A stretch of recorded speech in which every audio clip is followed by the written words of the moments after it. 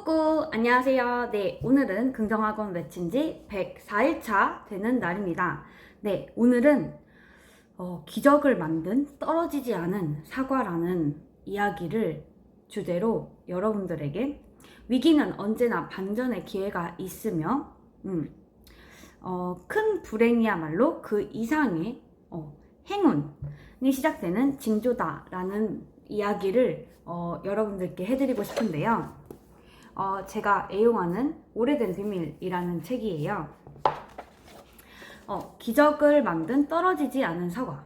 마침 저희 집 제가 어제 밤에 사과를 사러 갔었는데 마침 또 사과가 있어서 이렇게 의도하고 산 건 아니었어요.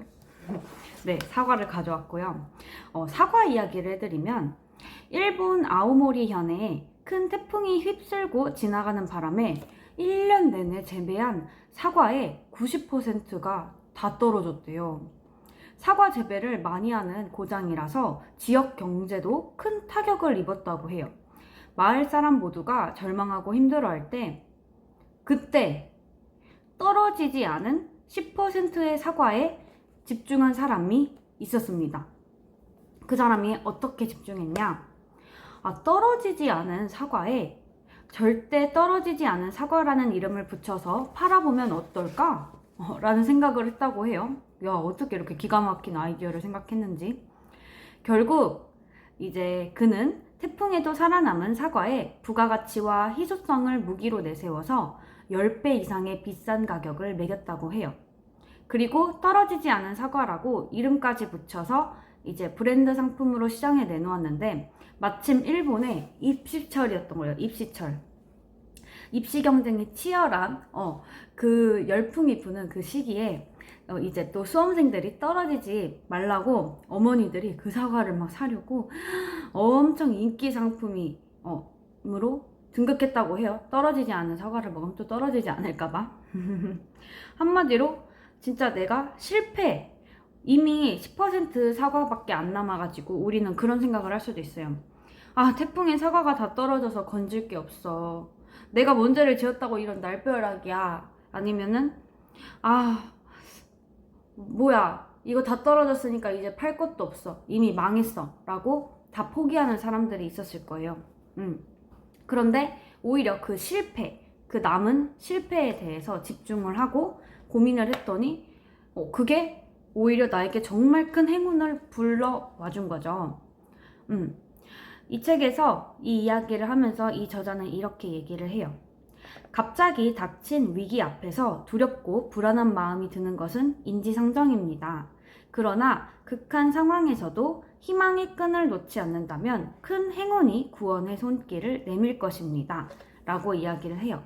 근데 너 좀 많이 흔하게 들었다. 항상 행운은 찾아올 거다. 위기는 크다. 막 이래서 맨날 똑같은 얘기야 라고 할 수 있는데요. 우리에게 만약에 불운이 찾아오고 뭔가 큰 위기가 찾아왔을 때 우리의 태도는 어떻게 해야 되냐? 구체적으로 이제 말씀을 드리면 우선 우리에게 주어진 현실을 있는 그대로 수용하겠다는 자세가 중요하다는 거예요. 우리도 태풍이 와서 사과가 다 떨어졌는데 부정하거나 아니면은 그거에 대해서 그냥 이제는 망했어라고 체념하고 그 상황을 보지 않는다면은 새로운 10%의 사과에 우리가 집중할 수 있지 않았겠죠. 일단은 태풍이 와서 사과가 다 떨어진 그 상황에 우리가 그 상황을 받아들이고 그냥 나에게 이런 일이 일어났구나 수용할 수 있는 태도가 먼저 중요하다는 거예요.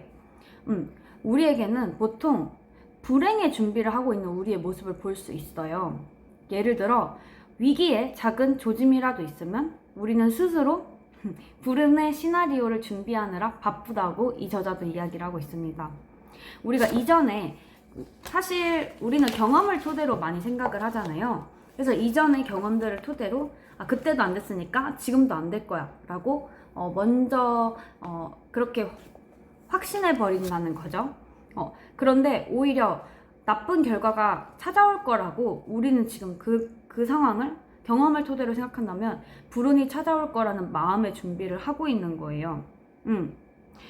근데 계속 불운이 찾아온다, 이제 곧 오겠다 막 이렇게 마음을 준비하기보다 아니야, 내가 이 불운을 기회로 행운을 받아들이는 준비가 우리에게 필요하다라고 이 책의 저자는 이야기를 하고 있는데요.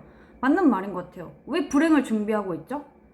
행운을 준비하기에도 바쁜데 우린 늘 경험을 토대로 불행을 준비하는 우리의 모습들을 돌아볼 수도 있다. 저도 그랬던 것 같아요. 그래서 만약에 내가 행운의 주인이 되고 싶다면 어떻게 해야 되냐? 이 책의 저자는 위기에 처하더라도 불행의 자동 반응 방치를 작동시키지 말아야 한다고 해요. 위기에 처하더라도 바로 막 불행이 자동으로 막 켜지는, 반응하는 막 그런 장치를 작동시키지 말고,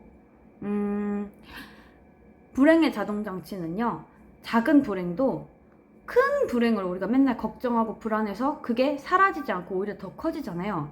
그 작은 불행을 큰 불행으로 키워버리는 우리 마음속에 괴물과 같다고 합니다. 괴물. 그래서 만약에 위기의 상황에 나왔을 때 우리의 태도는 그냥 수용하면 돼요. 아, 내가 불행한 상상에 빠졌구나 라고 담담한 태도로 그냥 지나가라고 하시고요. 오히려 또 한 발 더 나아가 우리가 좀 할 수 있는 것들은 오히려 행복한 상상에 빠져보는 것도 좋은 방법이라고 하는데, 불행이나 위기가 닥쳐오면 아, 이런 상황이 왔구나 라고 담담하게 받아들이고, 근데 이번 일이 내게 어떤 좋은 일을 불러일으킬까? 라고 한번 행복한 상상에 빠져보는 것도 중요하다는 거죠. 그러면서 자신감, 나는 행운이 있는 사람이야. 나는 운이 좋은 사람이야.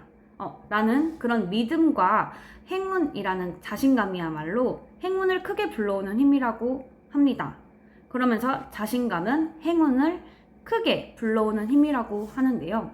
어떤 위기의 상황이 있던지 내가 거기에 불안과 두려움에 쌓여서 그 불안을 증폭시키고 내가 나를 가두는 게 아니라 오히려 나는 이거 위기를 극복할 수 있는 사람이야.